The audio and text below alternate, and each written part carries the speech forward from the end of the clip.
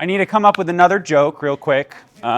Make sure we laugh extra loud for this one so we can get it onto the recording. But I wanted to start off with a question. If anyone has known anyone in their life, an aunt, uncle, grandparent, parent who's in their 70s, maybe 80s, that's kind of like lost themselves with time, where they're not able to do the things that kind of made them who they were when they were younger. I see a lot of heads shaking. I want to follow that up with another one. Is anyone afraid of that being them? I see a lot of head shakes. Great. So that's kind of the whole premise of Peak City Gym as a business, but then also of this workshop. Today we're going to talk about building metabolic armor. Does anyone have an inkling what that means? I know it's Quiz City right now.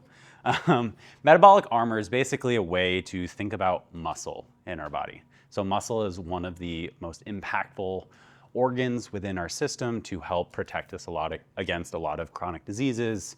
And so we'll talk a lot today about linking nutrition with building muscle and building that metabolic armor.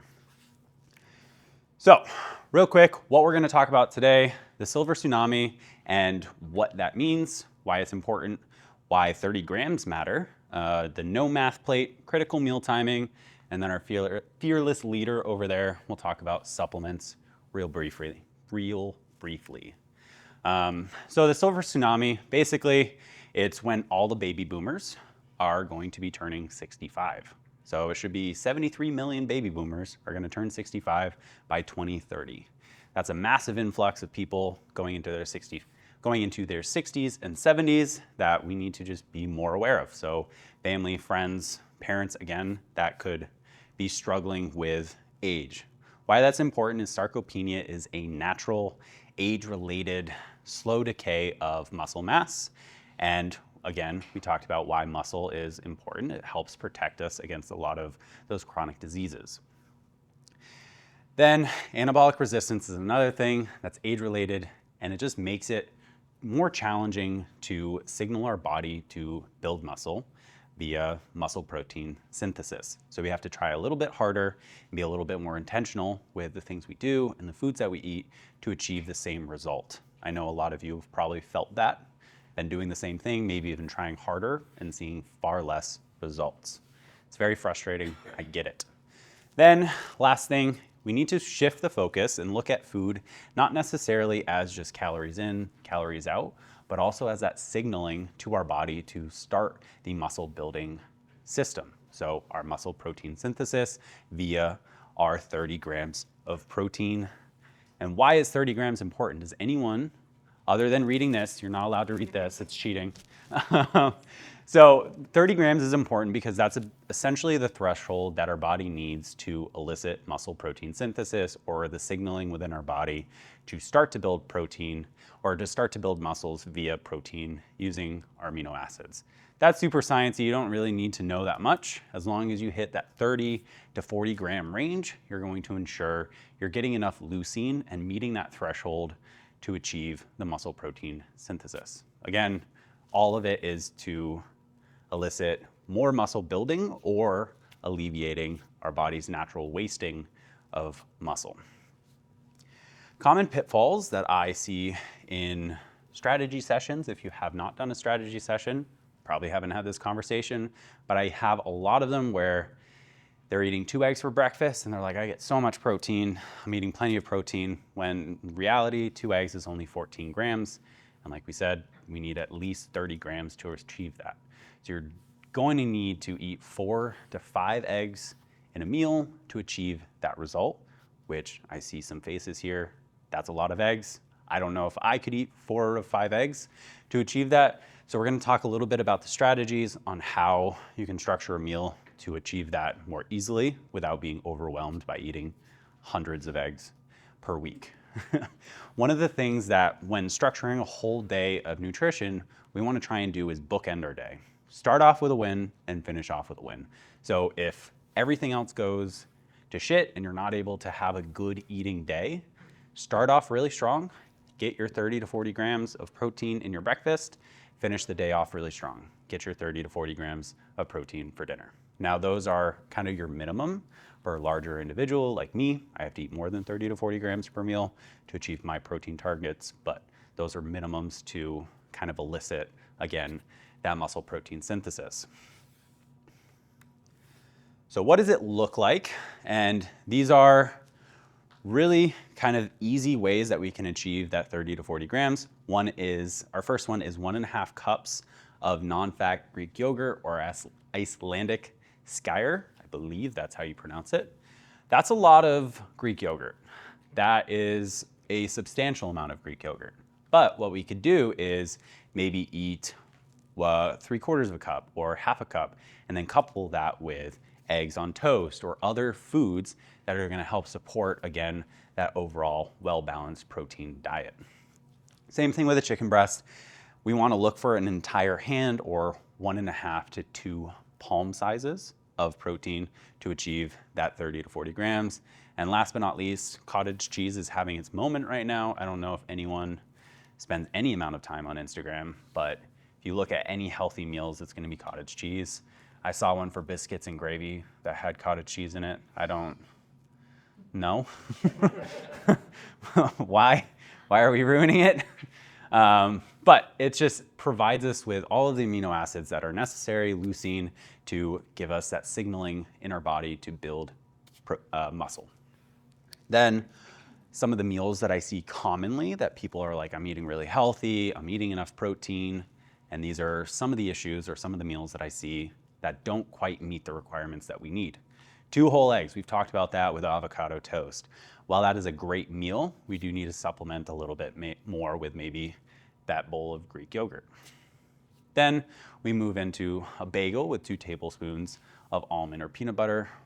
Well, for a while, nut butters were promoted as protein sources. They are much better sources of fats.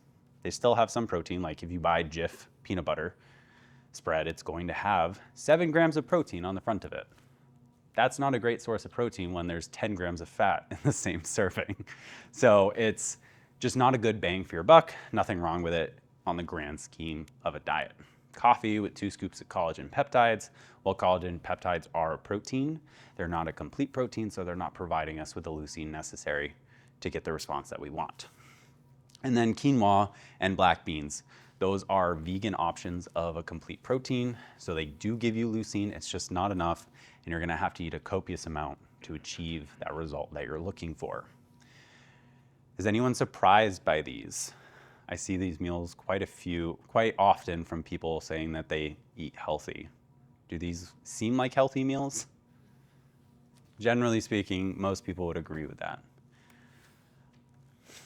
Let's get into how we can achieve this, and without following this specifically, eating exactly 170 grams of chicken, these are how we can achieve a no-scale nutrition plan.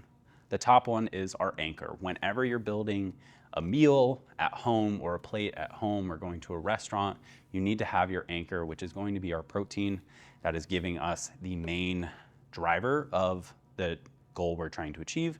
That's again going to be 1.5 to 2 palms of protein each and every meal, giving us roughly that 30 to 40 grams. Even if you're a smaller individual, it will scale appropriately for you. Hand size is not drastically bigger unless you're a 7-foot individual. On that side, it's a totally different scale that you need to be worrying about. The metabolic lever. Fiber is really critical for managing our insulin levels, for managing how full we're feeling, and it helps us just not eat as much junk. Same thing with protein. Protein's very satiating. Fiber is also very satiating, enabling us to make better food choices, not out of hunger, but maybe more out of choice. So 2 fistful of veggies. So it would just be like if you cupped your hand or you held your fist, you want to have 2 of those per meal. Then, last but not least, we do need to manage our hormones. Protein and fats are vital proteins, are vital nutrients. We don't necessarily need to have carbohydrates or sugars in order to function. They are nice. They make us be nice people sometimes. If you're very low carb, if you've ever done that, you may be a little bit more agitated or less patience. That's very common. But fats is something that we need to produce hormones for our brain to function appropriately, for us to just like be healthy individuals. So 1 thumb of oil, nuts, or avocado does achieve that, along with any other fats that we're getting throughout our meals, animal proteins, things like that. We'll have plenty of fats for us, okay? This is more of a new research within the last 18 months. In 2025, there was a really big research done in nutrient timing, or essentially time-restricted eating. It's really interesting because previously we kind of thought time-restricted eating or fasting, if you're more familiar with that, was just a really good way of managing overall calories throughout the day. Well, it does still do that. We also found that it elicits a good autophagic flux within our body. Basically, that means that our body needs to get rid of debris and like broken down cells and things and like byproducts and trash essentially. And when we're fasting, we're more appropriate or more efficiently getting rid of those things. So typically that's going to look like a 10-hour feeding window with a 14-hour fast, something like 8 a.m. to 6 p.m.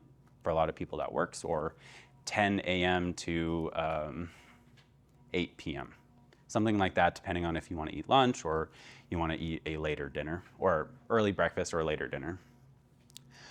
The way to, like an analogy that I work with a lot is thinking of your body as a house. So you're in a house, constantly getting groceries delivered, you're constantly eating, but you never have time to take the trash out because you're always eating and always taking in more food. Eventually, your house is gonna get really gross, it's gonna smell, not gonna be pleasant. And eventually you're going to have to pause, stop eating, and take the trash out. It's the same kind of principle where we need to give our body some adequate time to flush everything out. This also plays into general inflammation and the byproducts that are leading to chronic diseases. When we manage our inflammation chronically, now moderate inflammation is appropriate. We get that when we work out, but chronic inflammation can drive a lot of chronic diseases. It's just not very good. So fasting and time-restricted eating does help us cut back on these inflammation markers, which leads to a better health span. And like I said, this is research that really just came out within the last 18 months. We found the sweet spot to be about 10 hours to 14 hours. So 10-hour eating, 14-hour fasting, just to manage adherence. If you start to do 24 or 48-hour fasts, people tend to fall off on that and don't actually achieve the result they're trying to, or they just stop doing that. So 10 hours is usually an adequate time for people to eat the number of meals that they need to achieve their protein goals throughout the day. So what this all is kind of pushing towards is achieving a better health span versus lifespan. Does anyone have an idea of like what those two things mean? Anyone? Lifespan is how long you live, and health span is how long you're healthy. Yes, exactly. So when modern medicine has done a really amazing job at making us live longer, it hasn't necessarily matched that with enabling us to live healthier lives. I have two sides of that on my family. One side, my grandparents passed away when they were 70, and they also didn't live a very healthy life. The last 10, 15 years, they were very unhealthy. And then my other grandparents, they lived to 102, and they were very healthy. Like into their hundreds, they were still independent, living at home by themselves, fully functioning. So while we can live longer, we also want to make sure that the last 10 to 15 years are also healthy, so we are not losing ourselves like those people that a lot of you were able to identify and think of when we started off. So that's the whole point of this. We want to think of muscle as our armor. It's not an aesthetic thing. It's not just here at the gym losing weight. It's also building our system up to be protective over chronic diseases and enabling us to live healthier lives longer. Then our 30 to 40 gram trigger, that's a non-negotiable for each and every meal. Granted, lunch, not necessarily always achievable. We have less control over that sometimes. I know a lot of people have business meetings and they're unable to really control the meals that they're eating. But for breakfast and dinner, or meals that we do have more control over, trying to be cognizant and purposeful with the foods that we're eating. Hand portions, one of the easiest ways for us to measure that. And then time restricted eating, it's something that you could play around with and kind of see if utilizing that works for you. It's something that I use personally, more so just my schedule, waking up so early. I don't really want to eat, so I wait until I'm done or I find a break during the workday. We're going to talk about the 5 different supplements, the top 5 supplements for optimizing health and performance after 40. Do any of you find the topic of supplements just to be overwhelming in general? Yeah, what are some of the reasons, you can shout them out, but what are some of the reasons you find it overwhelming? Which ones to take, like in the morning and the night, which ones you shouldn't take together? Yeah, okay. That is true. There is a new fad one every week. A lot of that is the marketing tricks that we were talking about a little bit ago in Keegan's presentation there. Yeah, we'll cover a bunch of that stuff today, especially that was one of the things I promised on the poster is when and how often and all that type of stuff. So I made sure to do that. Real quick reminders before we get into what the actual 5 supplements are. So the first thing is that these are general recommendations, okay? So it might not be that these are the top 5 for you specifically, all right? But this is because, or these have been chosen because it's the evidence that's in the available literature, and it's also what we see when we're doing strategy sessions over there at the table. So having those 2 capsules of knowledge are where we get these recommendations from. The other thing is that we're assuming that you are in good health. Now that is a relative term, so if you have questions about whether you're in good health, you should talk to your doctor about that. And then of course talk to them and consult with them before adding them to your personal routine. And then we want to talk about my criteria for these 5, right? Because there's a lot of different supplements, right? Hundreds and hundreds, there's a new fad every week. So the reason that I picked these 5, they had to meet a few different inclusion criteria. 1 is we want to build and preserve as much muscle as possible. 2, we want to improve recovery and sleep. I think that's also a common thing we hear about in strategy sessions. And then we want to have the physical and or cognitive benefits to go along with this, whether it's short-term or long-term. The other thing I want to remind you is that the supplement industry is highly unregulated, right? So we want to look for these labels. The USP, NSF, and Consumer Labs, and I'll make these slides available so you'll be able to just click right on the links. They'll give you lists of what supplements they approve of and have tested and everything. But essentially, products do not have to be proven safe or effective to be released out onto the market. Essentially, it's the other way around. So they wait until there's a lot of complaints and things are not going so well, and then they pull it from the market. The other thing that companies will do is they'll hide a lot of ingredients and fillers behind things like proprietary blends, so you don't actually know exactly what you're getting or how much of it. So again, when you're getting something that's third-party tested, it's making sure that it's actually the amounts that it says on the label. A lot of supplements come from China and things like that, and you'll find that like the creatine gummies that they were sending over had about 1/5 of the creatine that it was actually marketed. So make sure you're getting your supplements from a third-party tested source. That being said, you're gonna see a lot of pictures for obvious reasons of all Thorne supplements. All right, you don't have to get Thorne supplements. We just rely on them because they're good, they're clean, and we get the discount as members at Peak City Gym.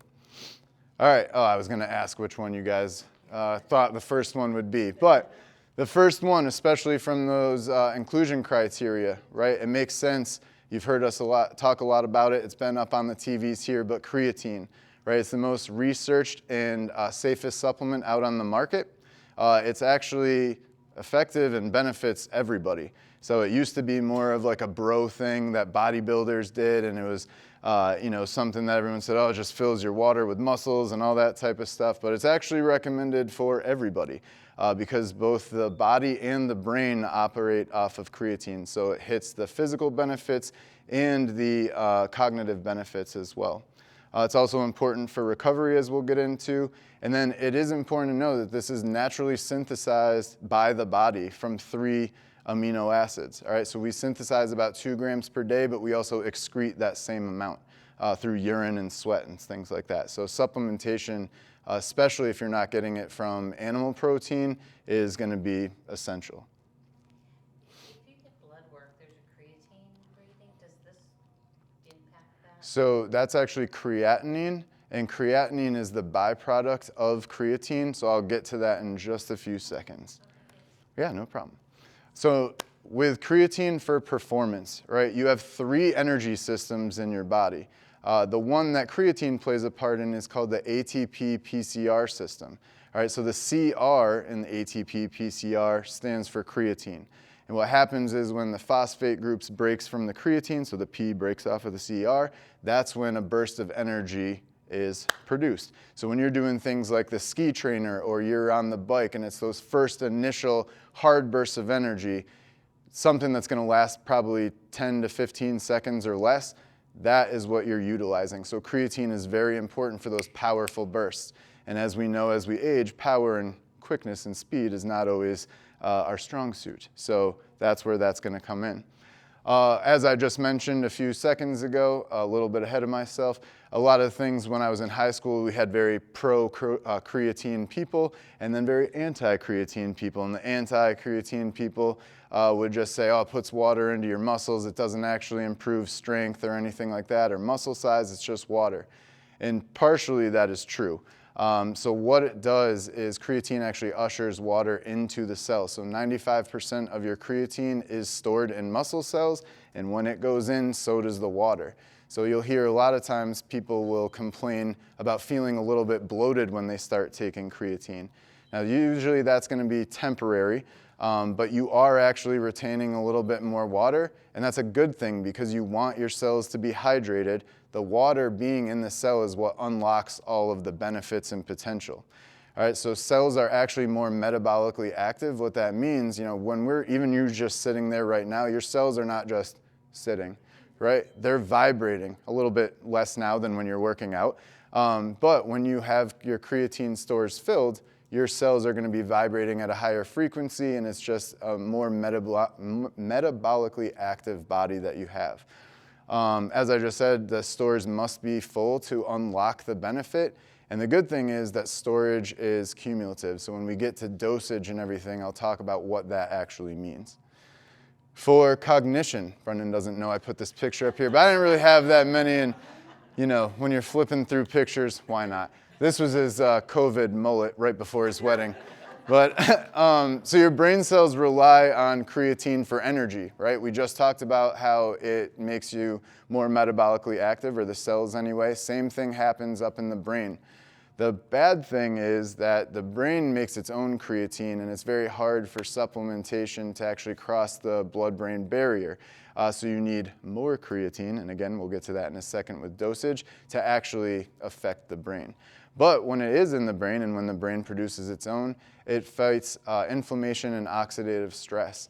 Now, oxidative stress, we talked about on our podcast the other day. I don't know if it's been released yet or not, but oxidative stress can happen from lifestyle choices, whether it's poor diet, smoking, things like that, and it can also happen just from environmental factors that we can't really control, whether we're being served plastic bottles or just things that are in the air. But either way, if you have creatine, it's helping fight some of that stress off. More research is needed, but it could be a game changer for traumatic brain injuries, concussions, Alzheimer's, and et cetera. Any questions about that so far? No? All right, so how much and when? Back when creatine was first introduced, they talked about a loading phase. Now, what they were doing was studying primarily endurance athletes and things like that. And so what they were trying to do was get their creatine stores as full as quickly as possible. Because again, the magic doesn't happen unless the stores are full. But you do not need to take massive amounts of creatine unless you want to. But you don't need to make it as fast as possible, especially if you're worried about bloating or feeling like, oh, some of that water retention is going to help me or going to make me gain weight. The other thing is it could also cause gastrointestinal distress. So if you're one of those people who's worried about those things, the fact that it's cumulative means that as long as you're consistent about taking it, you can take 2.5 grams. A standard serving size is 5 grams, but you could take 2.5 every day of the month, and your stores will just fill up a little bit slower than if you took the 5 grams. So you will still get benefits if you take the 2.5 or 3 to 5 grams per day. It'll just take you about the full month. Now, for short-term cognitive benefits, you're going to take 5 to 20 grams. Actually, did I go over this? Oh, I meant to talk about the fatigued and sleep deprived, so I'll talk about that in a second. So for short-term cognitive benefits, you want 5 to 20 grams. So studies have been done where they take sleep-deprived people, stressed out people, just generally fatigued, and they'll take a baseline cognitive ability test, and then they'll take one after being sleep-deprived, both on creatine and not creatine. And some studies have shown that even when they have their baseline not sleep-deprived, they've been sleep-deprived, then take the creatine and actually outperform their baseline when they were not sleep-deprived. All right, so that's how much it can actually affect your cognition even in the short term. Now, in that case, some of those studies, they did do a loading phase before they tired these people out. In other studies, they just did a quick burst of like, hey, I didn't get a great night's sleep last night. or in a fasting state, that also is something, because that creates some metabolic stress as well. But creatine helped trump all of that stuff when, when they were given their follow-up test. Does that make sense? I know I kind of rambled on that one a little bit. For long-term, oh, sorry. Go ahead. You mean 5 to 20 grams per day for the short term? Well, so yeah, in that case, not per day, but if that's like, if it's today that you were going to be like, oh man, I didn't get any sleep, I'm on a fasted state, you would take that much then. You can take that much per day. That's what I was saying for long-term cognitive benefits. You just want to keep your stores full. Like I said, it's a little bit harder for creatine supplementation to cross the blood-brain barrier. And so in that case, yeah, it looks like you will have to take like 10 or maybe more grams per day for that to really make a difference long term. But if it's going to prevent Alzheimer's and dementia, then it sounds good to me. Now you can also, again, as it's cumulative, you can split it up. You can take 5 grams in the morning and 5 grams in the evening, or 10 and 10. Right. The only real downside of creatine is the gastrointestinal distress. So as long as you're not feeling that, you're probably okay, right? And now, of course, the more active you are, right, the more intense your workouts are, you're going to be burning through that creatine anyway. So you got to keep the stores full to unlock the magic. You can't be too afraid of taking a good amount of creatine, right? Especially for... Yeah, you can take the powder, there's gummies, don't get the ones from China, as I said, but there's gummies, there's pills, whatever. We take the... No, it's not, and I'll get to that in just a second. In fact, bam! So the question was, I put it in my coffee, is that okay? And so, no. But I'll get to that in 1 second. The powder is just more easily digestible and available, so that's why I like that better. And I can mix it with other things. All right, so creatine and what not to do. So you do not want to sip on the same creatine all day, because if you leave it out and it just sits on the table, then it's going to turn into creatinine. So that is the byproduct. Same thing if you try to dissolve it in hot water or coffee. So you want it in a cool drink, and you want to drink it within about an hour of you putting it into your beverage. All right?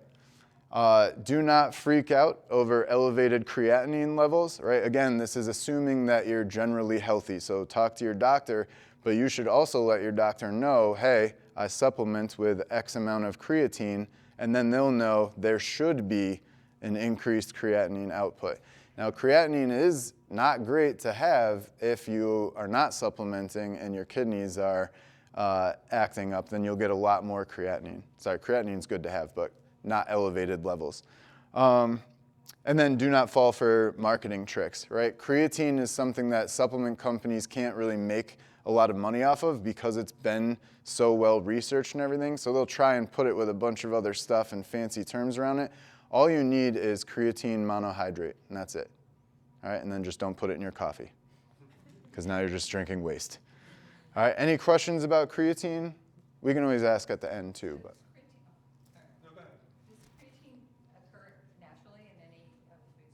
Yeah, so any animal products really. Because if you think about it, it's stored in the muscle cells, 95%, so it's also stored in animal muscle cells as well, and that's typically what we're eating.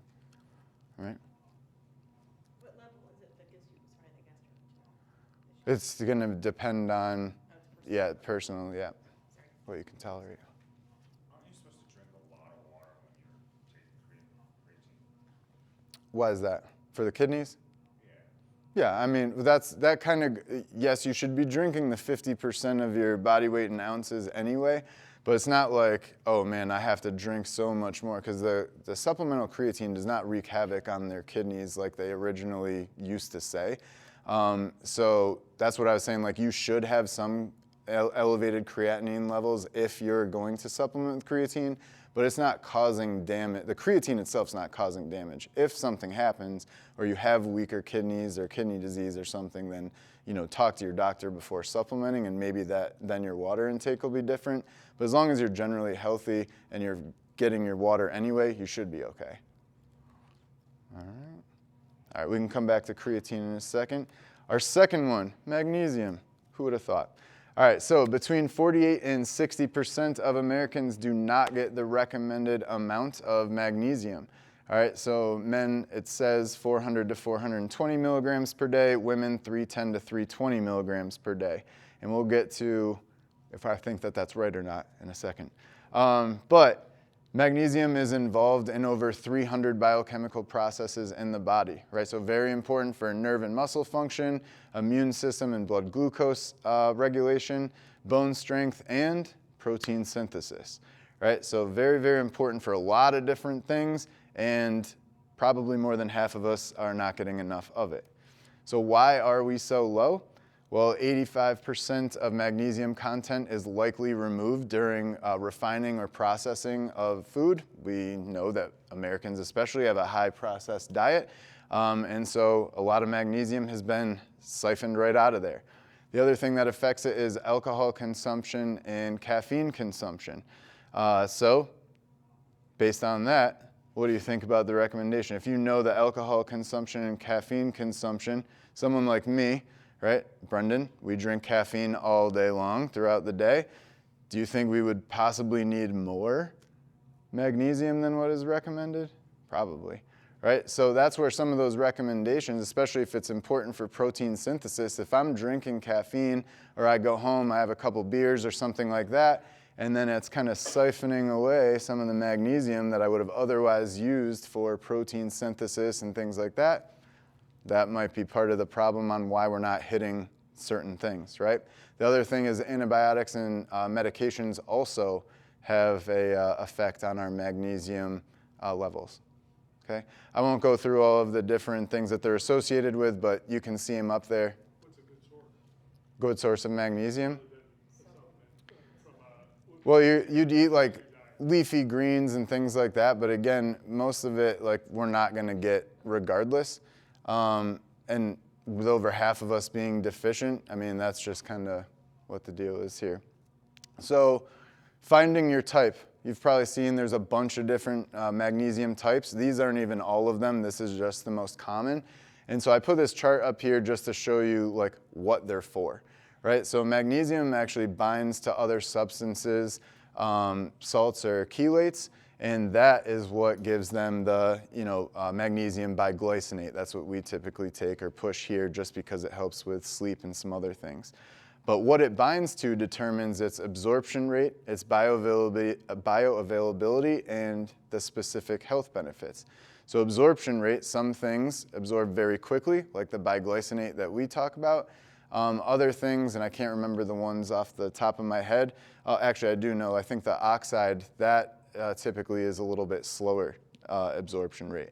Bioavailability, we talked about this with protein as well. So just like with plant protein sources, it's not as bioavailable to us when we eat it. Same thing with some of our magnesium supplements where it's not quite as bioavailable, so you actually have to consume more of it in order to get the effects there. All right, and then of course some are harsher on the GI system than others. When they talk about the upper limit of supplemental magnesium, they're talking about 320 milligrams per day, which kind of shows you that we're definitely not getting enough magnesium in our diet.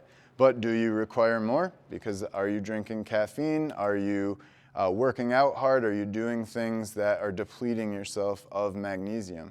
And the upper limit is based on GI distress. So I can tell you a good way to experiment is just take a little bit extra magnesium. And this is also something, time of day doesn't really matter so much. You can split it up. So like for example with me, I know that 800 is definitely where I top out, okay? But I can go under that. 600 is typically what I end up doing. So I'll end up taking 300 in the morning and then 300 in the evening. I take the biglycinate all the time because that helps with sleep. It's easily absorbable and all that. Plus I don't want to buy a bunch of different magnesium types. There are some supplements not with Thorne, or some companies that are putting it out where there's a bunch of different types of magnesiums combined into one powder or pill. I don't know much about those. Honestly, since we stick with Thorne quite a bit, I don't investigate every single company and supplement that comes out anymore. I just know that they exist.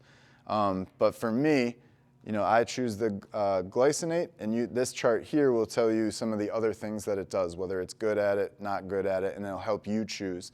Like I said, I'll make these slides available to you so you'll be able to see and kind of decide for yourself. But experimenting with magnesium is not really a bad thing. Like I said, the worst thing that's going to happen with GI distress, you'll know as soon as you hit your upper limit. But just take a little bit at a time and then split it up throughout the day, and you're going to be much better off. Any questions about magnesium? Curious if you've ever done or what you think of magnesium floats. I don't know what that People is. float in I'm not really sure. I've never tried a magnesium float, but I'll have to look that up. I don't know. All right. So number 3 here, amino acids. Some of this will kind of go with, I think, Brian's question. So you asked which was more important when it comes to protein consumption, whether it's the 30 to 40 grams per meal or whether it's the total amount of protein in a day. Well, it kind of depends on what your goal is, right? So when we're talking about 30 to 40 grams in a meal, we're talking about how to induce muscle protein synthesis. When we're talking about how much protein to consume throughout the day, we're talking about breaking that protein down into amino acids so that it can be used to repair a bunch of other tissues.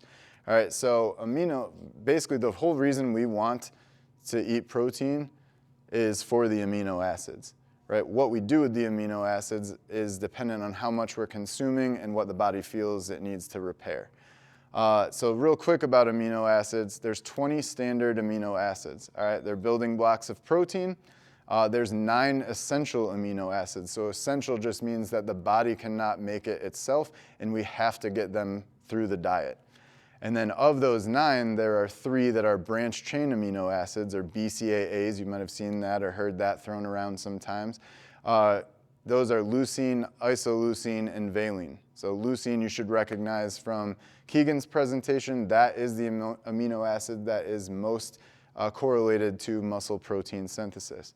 All right, and the amino acids are metabolized, branched chain amino acids are metabolized primarily in skeletal muscle rather than the liver. So that differentiates them a little bit there. Now, amino acids are not just the building blocks of protein. Actually, they're the building blocks of all of our life and every major organ in our body.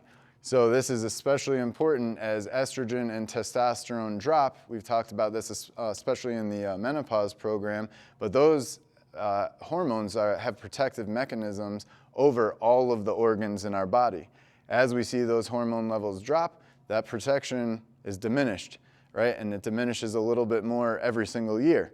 And so we want to make sure that we're supplying ourselves either through protein or amino acids, so that way when we're not breaking down our muscle tissue to turn it into amino acids and then send it to where it needs to be repaired. Okay, because that's what's happening, is when you have oxidative stress or you injure yourself or things like that, you're going to break down your muscle tissue if you're not getting enough protein and amino acids to then repair that part of your body. All right. During performance and during recovery, right, there is an anti-catabolic effect. So catabolic just means it's breaking down. When we're working out, we are eliciting muscle damage. That's why you're sore. We're getting a bunch of micro tears in the muscle.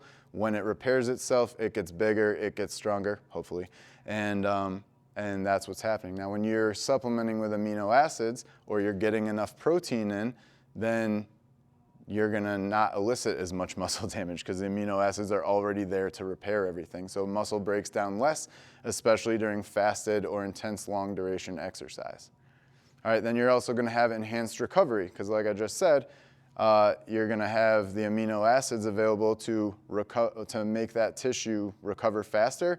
So amino acids are the building blocks of protein. That is what creates muscle, and that leucine is gonna stimulate the muscle protein synthesis. All right, and then of course it's been shown to reduce soreness for up to 48 hours. So you've heard of DOMS, delayed onset muscle soreness. That's about 2 days after you work out. If you have the proper amount of protein or you supplement with amino acids to make up for the protein you're lacking, then you're gonna have reduced soreness. All right. So when I say that not every supplement on here is going to be for everybody, do you need to drink whey protein and all this other stuff and then also supplement with amino acids? Not really. Okay, so the more complete proteins you consume, the less you'll need to supplement with amino acids. All right, so even I've put up there a bunch of complete proteins. So, chicken, steak, fish, you can combine beans and rice to be a complete protein. But even whey protein, the one that we sell here, whey protein is a complete protein as well, just meaning that it contains all of the essential amino acids. That's all a complete protein is. All right, so if you do not eat enough protein, and I know at least Musetta is not a huge fan of protein shakes in general, amino acids might be the way for you to go. Okay? Now, as far as the breakdown here of how much that you should have, 8 to 10 grams is enough to stimulate muscle protein synthesis. Because again, this isn't protein we're talking about, now we're talking about amino acids, so we're getting leucine, the actual source, right? That's what we're looking for. So 8 to 10 grams is enough. 10 to 15 grams of the essential amino acids daily is the typical recommendation, and then it increases for people that are older, don't eat enough protein, and then some that are highly active and doing a lot of intense exercise. All right, with amino acids and same with creatine, you're going to want to take those for optimal effects. You can take them whenever, but for optimal effects, you'll want to take them closer to right after you're done working out, right? That's when the muscle cells are thirsty, they're wanting those ingredients, and that's going to be the best time. The other thing is you can take amino acids closer to bedtime because it helps with recovery. And since it does boost muscle protein synthesis, you can gain muscle while you sleep. That's pretty much it for that. All right. Then we have vitamin D and K2. So oddly enough, vitamin D cannot be synthesized or metabolized without sufficient levels of magnesium. So when we do strategy sessions, there's a lot of people that will say that they're taking vitamin D, their doctor has them on vitamin D and calcium and this and that. Well, vitamin D, just taking it, sits there inactive, right, until you excrete it without proper levels of magnesium. So if you're going to be supplementing with D, you also have to supplement with K2. It's better to just get them together, and then you need to make sure you're on point with your magnesium, or else you're wasting your money for expensive P. All right, the reason that you want to take D and K2 together is D will boost your calcium absorption, and K2 makes sure that that calcium actually goes to the bones rather than to your joints and arteries, causing calcification there, which for obvious reasons is not great. All right. D is important for cardiovascular health, immune function, cognitive health, and circadian rhythm. So circadian rhythm, going along with the sleep, it promotes a healthy circadian rhythm, which means that you're going to bed and waking up around the same time every day. Are you low? There's a lot of different things that vitamin D affects. Obviously, what I told you it was important for, but poor sleep, frequent wakings, insomnia, that all is going to be some major signs there. And a lot of times when people do sleep studies, they come back and find out that they're vitamin D deficient, and they were thinking they had sleep apnea or something else. Chronic low levels lead to a lot of other things. Osteopenia, osteoporosis, muscle weakness, fatigue. And it may also contribute to anxiety, depression, and dementia. All right, so how much and when? The best way to determine is to do an actual blood test. We don't do those here. If Brendan offers, say no. But the general recommendation is 600 to 800 international units per day. And then for people over 70, that goes up to over 800 international units per day. Optimal levels, since we are talking about optimization, we're going to talk about anywhere from 1,000 up to 4,000 is considered safe. But again, you have to know what your blood is and things like that if you're going to be messing around with things up to the 4,000 level. All right, time of day does not matter, but you do want to take it with a meal containing fat. So vitamins A, D, E, and K, ADEC, those are the ones that have to be taken with fat. They're fat-soluble vitamins. If you're just taking them on an empty stomach or with water, you're not getting the absorption that you need, and again, expensive P. The vitamin numbers again were A. A, D, E, and K. Thank you. All right, last one is collagen. All right, so it makes up 90% of our bone matrix. All right, so a lot of people think of calcium, but collagen is hugely important in bone construction as well. And actually, women that were postmenopausal that supplemented were actually able to increase their bone mass density in the lumbar spine and femur after daily supplementation for over 12 months. And we'll talk about timelines and goals and things in a second. But that's pretty huge because as we learned in the menopause program, the hips and the spine is typically where women are going to experience a loss of bone mass density first when they enter menopause. All right, now production levels, all right, so your body already produces collagen. Production levels are going to decline by roughly 1% to 1.5% annually beginning in your 20s. So again, that's your production levels, not what already exists.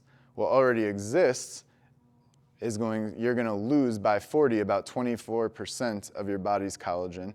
By 50 to 60, you could lose up to 50% of the collagen that you had in your peak, right? So there's a significant drop in production post-menopause, which, as you can probably imagine, that's why there's a lot of breaks, osteopenia, osteoporosis, and joint pain and things like that. All right, so there are there are 28 types of collagen. These are the 5 main types, and really they're not even that important. Type 1 and type 3 are typically what you find in supplements. All right, the other ones are also important, I guess, but these are the ones, 1 and 3, especially 1 being what makes up 90% of your body's collagen. That's what you're looking for in this supplementation. As we age, so lifestyle factors, especially high sugar consumption and lack of sleep, accelerate the loss of collagen. But it's not just that we stop producing it and losing it. Even the stuff that we're producing is changing in structure and quality. So if you see up at that top picture in young skin, you can see the collagen there is very organized and it looks pleasing. It's tight and organized. If you look at the old skin, it's going to be more sparse, not that much is connected. And again, that's showing that it's not only that we're producing less, but what we are producing is lower quality. All right, and that's not just in the skin, that's in the joints and bone as well. So how it works, it's not like we take collagen powder and it immediately is like, oh, now all the collagen in my body is going. No, of course, it breaks it down into amino acids, right, smaller peptides. And you may have noticed a lot of these supplements overlap with each other and depend on each other, but may trigger the body to produce its own collagen. So you're just stimulating more of your own production, not taking the collagen and directly transferring it to the collagen in your body. Unfortunately, you don't get to really choose whether it's going to affect your skin, your hair, your nails, your muscle, or any of that. The body will determine where it feels it needs that collagen to go or the amino acids it breaks it down to, and hopefully you experience the benefits where you want to. All right, the important thing to know about collagen protein as well, it does not stimulate muscle protein synthesis. So if you're taking a collagen protein in the morning right? Thinking that's the same as whey protein. It is not. It should not count as your protein for like your daily totals and stuff, right? Because it's not if your goal is to stimulate muscle protein synthesis. Research suggests a daily intake of 2.5 grams to 15 grams of collagen peptides. Combining with calcium and vitamin D is more effective for bone health than collagen alone, but those didn't make it into my top 5 other than the vitamin D. And consistency matters more than time of day taken, right? That's a common theme in all of health and fitness, consistency. As far as the timeline, because your body breaks it down and uses it where it feels like it needs to, the timeline for results varies greatly. So sometimes we're not as patient or we don't think we're seeing the benefit from supplements, but really we need to wait more time, and there's a process that is being built in the body physiologically. All right, so. One general question on that. Yeah. Is that just for women or men and women? For collagen? Yeah. Oh, no, I put it in there because a lot of our members are women, but yeah, for guys as well, collagen is a good thing to take. Can you take the powder, like the creatine and that, and BCAA, shake it up in a bottle and drink that, or is that like? Yeah, no, a lot of times that's what I'll end up doing. So like creatine, magnesium, if that's what I'm taking, I'll just put it together and drink it in one shot. I'm not gonna have many different, I'll never make it through sessions. I'll be peeing every 6 seconds. I can't do that. Collagen, yeah, so collagen actually, I think if you put it in cold water, it kind of lumps up a little bit and doesn't have the best. So room temperature and warmer is a little bit better, yeah. Yeah, that one's okay. So yeah, if you're doing that, then don't put creatine in it as well. But if you don't mind little lumpy collagen protein bits in your drink, then it's fine. Yeah. Just chew it. Yeah, just chew it. Good for satiety. But yeah, so obviously you guys know about the Thorne store. You can use the QR code and you can click on the link on a page. But I also put a little bundle together on all of those 5 supplements. So if you click that link or scan the QR code, it automatically brings up all 5 that I mentioned there. You can add to cart and delete if you want to or anything like that. You should get 25% off. It used to allow you to do 30%. Thorne changed that, not us. But it should be 25% off forever. So if you're not getting 25% off, let me know. You might be just going through Thorne's regular store instead of our little dispensary. I get the 5% in my retirement account. Yeah, but do you guys have any questions or any further questions? Supplement you're supposed to take with fat? Oh, that was the vitamin D. So like a teaspoon of peanut butter? Like what are we talking about? I mean, you can, typically you want to take it around mealtime. I wouldn't like grab a bunch of fat or peanut butter. I mean, think about like 2 tablespoons of peanut butter is 190 calories. You're going to take that just to take a vitamin? I'll just eat it when you're taking a meal. Yeah, because the time of day doesn't matter. So as long as you're eating. You're supposed to take it with magnesium, What's that? the D. No, I said it can't be synthesized without magnesium. You don't have to take it together. Your body has to have magnesium. You don't have to take them together. No. Okay. It was with the K2. Yeah, vitamin D and K2 need to be taken together. That's the way that one's. Yeah, and so my point about vitamin D was like, if you take it and you're not getting enough magnesium, then it's not being utilized by your body. Remember, magnesium's involved in 300 processes throughout the body, so yeah. Do you generally suggest taking your supplements with food? Well, yeah, I definitely do. So I know Keegan brought up time-restricted eating and fasting. So before the holidays, I was doing the 48-hour fasts, and you know, sometimes my ego gets the best of me, and I was like, whatever, I can deal with a stomach ache. So I was like going to be consistent by my supplements. I threw up all over my bathroom. So don't do that. I mean, and it was just straight up supplements because obviously I was fasted. So I was like, I'll do it and I'll work out. I'll be fine. Not fine. So yeah, I typically recommend take it with food, but like creatine and magnesium, they don't have to be taken with food. It's mainly like vitamins and some of that stuff. Amino acids, that was good for fasted working out. So you don't have to take that with food. But yeah, in general, most supplements I would take with food until you know how it affects you. And don't take a bunch of them like I did. And it doesn't matter, I mean, like you just said, you mix all of those together, because there's none that can't, like, if you take this in the morning, you shouldn't take this with it. Not with the supplements that I recommended. I mean, there's hundreds and hundreds of supplements, so yes, I'm sure there are ones like that, but the ones I just recommended, no.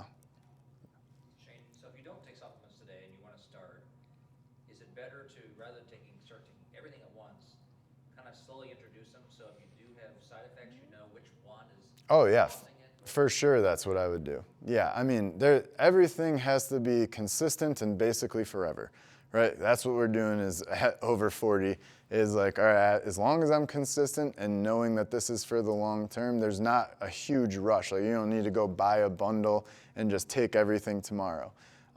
Especially if you're taking 0 supplements already. Yeah, I would just baby step it in, and I wouldn't necessarily rush to 600 milligrams of magnesium either. Start out with what's recommended on the label and then add little by little after that. Like something like magnesium, you can just add 50 grams or 50 milligrams, not grams, 50 milligrams and see how you affect it. And like, okay, now take another 50 grams and see how that goes. So yeah, whether it's multiple supplements or even just the supplement itself, microdose yourself to understand like how your body's going to react. But also understand that if you're afraid to take certain amounts, you're probably not going to get all the benefits, right? So try to work up to that. And then also realize the other lifestyle factors that you have going on, some of that might be depleting things. So you got to know like, okay, I'm okay to experiment with some of this, knowing that I can deal with a stomachache. Don't throw up on your bathroom, but can deal with a stomachache. Just make sure you eat food. Okay. Is there any questions about what we went over? I can go back in the slides. I can ramble more. Yes. Question on the grams of protein. I've heard so many different things about how much, so based on what you say, assuming we have 3 meals a day and a minimum 30 grams of protein, above Yeah. 90, the protein to 120, how do you know what is the appropriate? Roughly, so recently there was just an update in the health RDA of protein, and the RDA is now 0.5 to 0.75 grams per pound of body weight. And that's going to vary depending on who you are. Typically, we recommend going 0.8 to 1 gram per pound of body weight. And if you're morbidly obese, that does shift a little bit, and you would more want to achieve like a ideal body weight. Like if you're 400 pounds, you'd probably want to work off of your ideal body weight of say 250. Does that make sense? So the government issued RDA is 0.5 to 0.7. I believe that just got updated 2 months ago. We typically work off 0.8 to 1 gram per body weight. So Keegan, I got a question. Yes. So obviously, you see all these products now that are advertised as, protein added, whatever. Is that mostly marketing? Does that make any difference? Or should you actually try to buy products that are now marketed that way? So a lot of it is marketing because they can charge more. There are more economically efficient ways of achieving your protein goals than using those protein enhanced products, because ultimately, generally speaking, they're just adding more whey protein, which is a common protein supplement that you can buy in a store. And the servings that they're putting in there are not, like they'll charge $3 extra for a protein enhanced meal when the protein value is usually 50 cents. So I would say stay away from it. It can help in a pinch. A lot of protein enhanced things are not actually protein focused. If you look at the nutrition, like protein bars are notoriously basically candy bars with whey protein in them. If you look at the nutrition facts, it'll be like 20 to 30 grams of protein, but 50 grams of sugar. Like I wouldn't say that's good bang for your buck in terms of calories throughout the day. So I would say stay away from them. Well, wouldn't that fall in line with the focus too on quote unquote processed foods? Yeah, generally speaking, I like ultra processed foods because they have a time and a place for them. But if you're looking for like optimal health, whole natural foods generally are a better direction for achieving your nutrition. But whey protein is very, very processed, coming from milk fat or milk protein into a powder. So that's ultra processed, but for a lot of people that works really well to achieve their protein goals overall. But candy bars generally, I think most people can agree they're not the best choices for us. Yes. You mentioned how fiber is critical, not the RDA fiber, but how much fiber should we actually be eating? Generally speaking, most people should be around 30 to 50 grams per day. Yes, So Brian? you're talking about 30 to 40 grams per meal. But is it so important to get that or the total throughout the day? So like if you're only getting 20 grams at breakfast, but then you're having a protein shake and a yogurt, coffee break time. Like, Yeah. Is the daily total just as important as like meal total or vice versa? So having at least 1 or 2 meals per day that's going to have the 30 to 40 grams is important because it's giving us the leucine hit in that one shot, which is eliciting the muscle protein synthesis, which is our body's signal to build muscle or maintain muscle. So it is important at least 1 or 2 times per day to achieve that. You don't want to just have 20 grams each and every meal. Anything else? No? The ham portions. Yeah. Talk about, wanting to have 2 pounds of protein per meal. What's the best bang for your buck? Chicken breast usually is relatively cheap. It's going to have the leanest cuts and the most protein per volume. That can get really boring depending on how you cook it. So I like to supplement chicken breasts, or I usually go chicken thighs just because they taste better, with like 93.7 ground beef. Again, a little bit more expensive, but it can provide a nice balance of taste to variety of food choices. Yeah, chicken breast is by far the cheapest to highest protein, unless you do canned tuna. That one's also good, but again, not many meals I'm making from canned tuna. But other fish would Other fish. A lot of fish would also be good. A lot of white fish are really good high protein sources as well. Some of them can be a bit more fatty than chicken or a little bit more expensive per pound. But fish is also amazing. We all need fish in our diets, or more fish. Is there any problem with getting that 30 grams in a protein shake where it's a variety? So what I know. So protein shake is a great source for getting that 30 grams. Most protein shakes are going to be about 25, so you need a little extra, like a whey protein shake with some almonds or something would be really good. Maybe throwing cottage cheese in your protein shake. I put hemp hearts in mine. In what? Hemp hearts? Hemp hearts, yep. Yeah. That's great too. Well, just throw cottage cheese in everything. You'll get your 30 grams, I swear. That is not something I do. I don't like cottage cheese, but I think it's funny how popular it is right now. Oh no. But you were late. You can't come. Anything else? Any other concerns? Back to the protein shakes. Yes. Do you have a recommended, how would I put this? Calories per gram of protein I think you get back to your protein bars being candy bars, but some protein shakes. can be Are we pretty- talking about like protein shakes you make yourself or Well, protein? that's it, if you were to make it yourself. Yeah. When I say protein shakes, I mean just like a scoop of protein powder in your water. That's generally the Okay. most protein for the fewest other calories. That can be very boring or very challenging for people. There's so many different products out there with different flavors. You could find one that you like. I've also done a lot of really eaten a lot of really gross, boring foods in the pursuit of health and fitness. Do I do that anymore? Not necessarily, but there are some things where I make a choice based off of health than I do for enjoyment.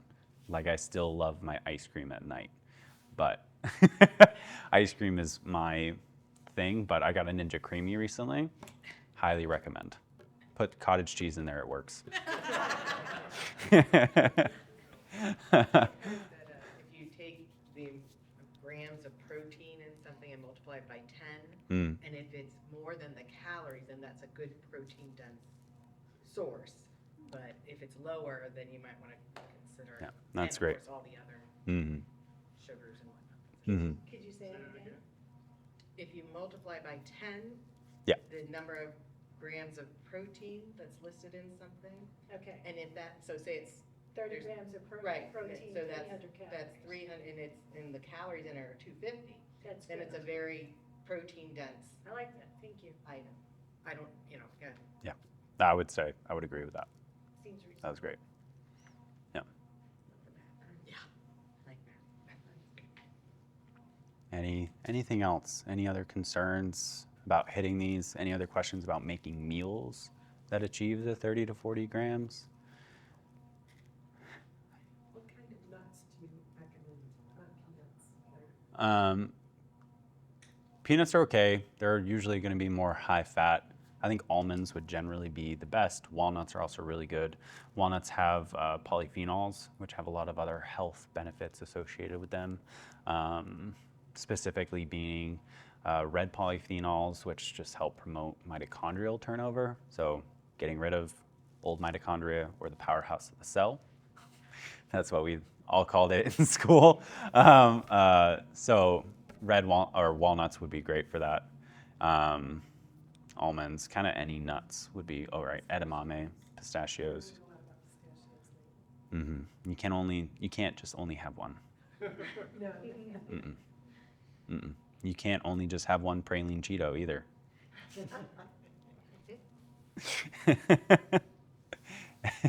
Anything else? Any other concerns? So who is going to make 30 grams of protein each and every meal now? Yeah? Yeah? Success. I do that, which is what's frustrating. Hmm? I feel like I already do that, which Yeah. is frustrating, because I don't see much in the way of recomposition, muscle. I'm not losing, but I'm not really gaining either.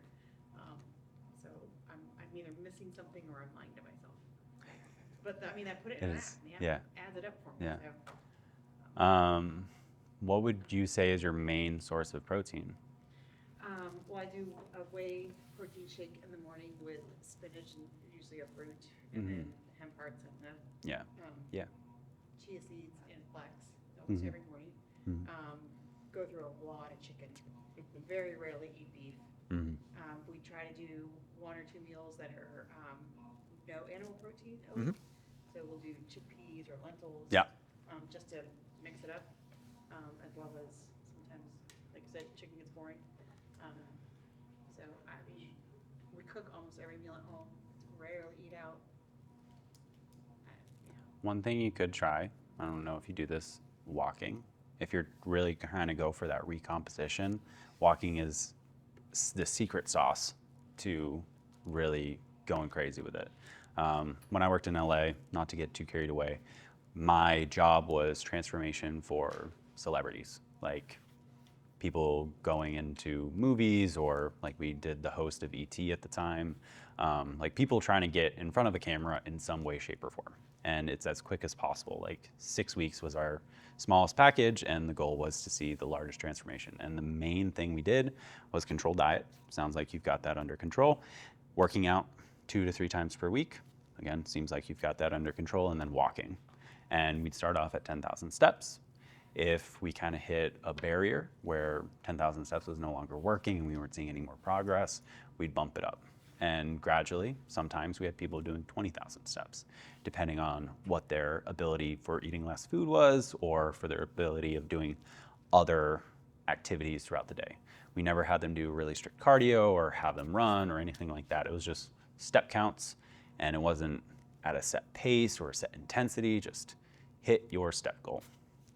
So outside of that, if you feel like your diet's good, your workouts are good, obviously, step goal is the next lever I'd start to pull, and bumping that up marginally, like 10%, making sure you're consistent with hitting that step goal, and then keep bumping it up from there. When I want to lose weight, that's what I do. I don't have the patience for controlling my diet. And how much do you walk when you are trying to lose weight? I'll usually start at 15K. I just have a naturally active life. Here, I'll hit 10,000. It takes some time, but there are different strategies of achieving that.